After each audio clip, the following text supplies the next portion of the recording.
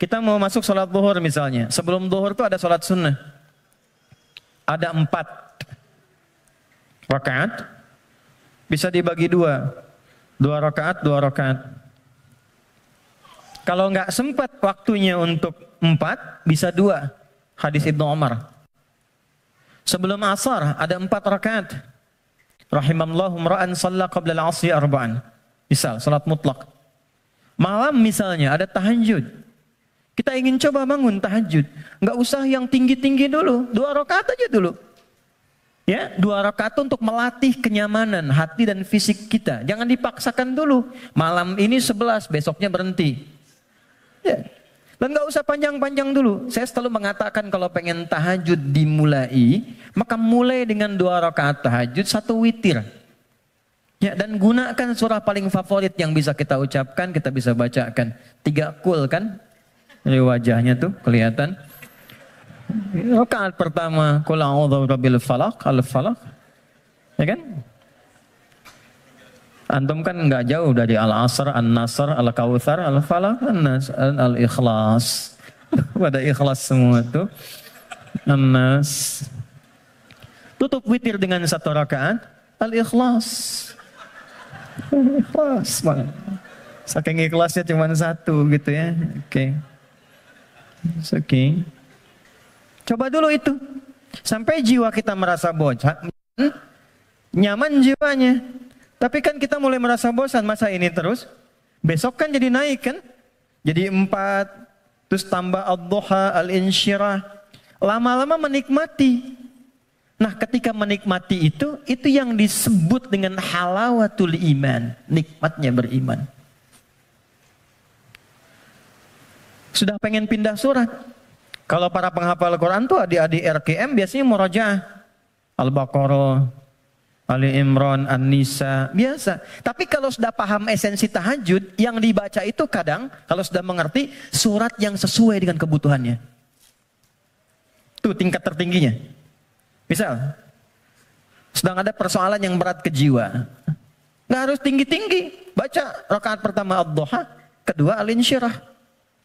Kita nggak harus tinggi-tinggi. Dan kita merasakan itu. Pengen membangun hubungan baik dengan Allah, pengen taubat gitu kan, pengen mendekat, pengen jadi ahli surga, baca surat Az-Zumar misalnya. Pengen husnul khatimah, bacakan surah Al-Fajr misalnya. Ya, akan di penghujung ayatnya, ayat 27 sampai dengan ayat 30. Ya kan? Sampai terasa kenikmatannya.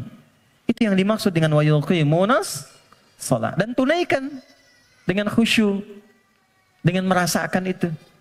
Ya. Ini poinnya. Jadi, mengerjakan amalan takwa pertama dengan menunaikan sholat, itu bisa mencegah nafsu. Supaya tidak liar. Tidak keluar fahsyah, tidak keluar mungkar. Kalau sudah yang buruknya ditekan, maka muncul lawannya yang baik. Nafsu ditekan, takwanya naik. Manusia kan cuma begitu. Ya, yang keluar di lisan itu kan cuma 2. Kalau bukan kata-kata baik, kata-kata buruk kan. Kalau buruknya nggak ada, baiknya keluar. Kalau pulsa kebaikannya banyak, dia yang keluar. Tapi kalau buruknya banyak, baiknya kosong, buruknya naik, baiknya tertekan. Itu aja. Itu yang dimaksud al-imanu yazidu wa yantaqis. Yazidu bitta'ah, yantaqis bil maksiat. Kalau bermaksiat, naik buruknya. Kalau bertaat, naik baiknya. Ini konfirmasi awal. Maka nafsu dengan sholat bisa ditekan, maksiat bisa dihilangkan, sekat bisa dibuka. Dibukalah sekatnya. Ini. Pelan-pelan. Makanya demi Allah saya katakan ya. Sejahat-jahatnya kejahatan yang pernah diperbuat oleh penjahat. Sejahat-jahatnya kejahatan yang pernah diperbuat oleh penjahat.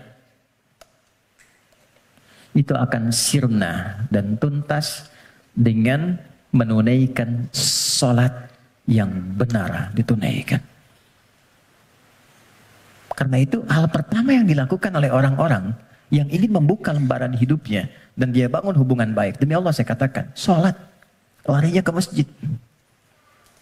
Dan lihat apa yang terjadi. Yang pertama Allah berikan bukan dunianya dulu teman-teman. Bukan dunia. Anda punya masalah, terlilit utang piutang dan sebagainya. Bukan dilunasi utangnya dulu. Tapi ditenangkan dulu hatinya. Nanti dari situ bisa membaca esensi kehidupan. Kemana sebetulnya hidup saya ini? Diajari nanti oleh Allah. Pola hidupmu salah selama ini. Makanya terjebak begini. Apa belum tiba waktunya kau menjadi orang yang baik? Apa enggak lihat orang-orang dulu yang pernah dulu begini, lebih buruk dari kamu, sekarang dia bisa jadi orang baik.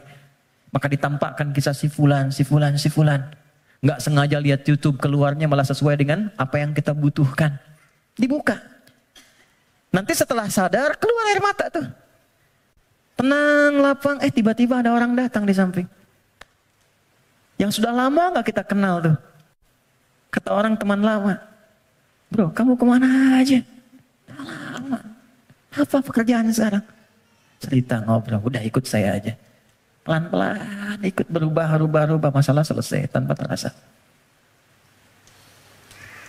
Ada yang sedang tobat, sujud. Selesai ternyata husnul khatimah, wafat. Itulah salat. Jadi yang pertama yang Allah berikan lewat ibadah salat itu untuk membahagiakan dulu. Kebahagiaan yang dirasakan setelah tuntas mengurai satu persoalan itu disebut falah namanya. Falah, karena itulah panggilan salat disandingkan dengan panggilan falah. Dengarkan suara muazin yang nyaring berkumandang itu. Hayya 'alas shalah. Setelah itu apa? Hayya 'alal falah. Itu kalau kita memahami makna falah dengan pendekatan ini, demi Allah saya katakan, tidak ada yang paling indah kecuali kebahagiaan ketika mendengar suara muazin itu. Itu yang menjadikan sahabat Ali bin Abi Thalib sudah gemetar ketika mendengar suara adzan. Allahu Akbar, Allahu Akbar. Sudah nangis beliau. Saking ingatnya kasih sayang Allah. Tiba panggilan yang saat didengar oleh gunung. Kalau paham gunung itu mengerti bisa hancur saking merasakan nikmatnya dari Allah. Karena saat itu ada amalan yang kalau dosa bisa diampuni, permintaan dikabulkan, masalah diselesaikan. Salat. Kalau paham dengan ini, gak ada orang meninggalkan salat. Yang ada pengen salat terus. Pengen salat, pengen salat, pengen salat.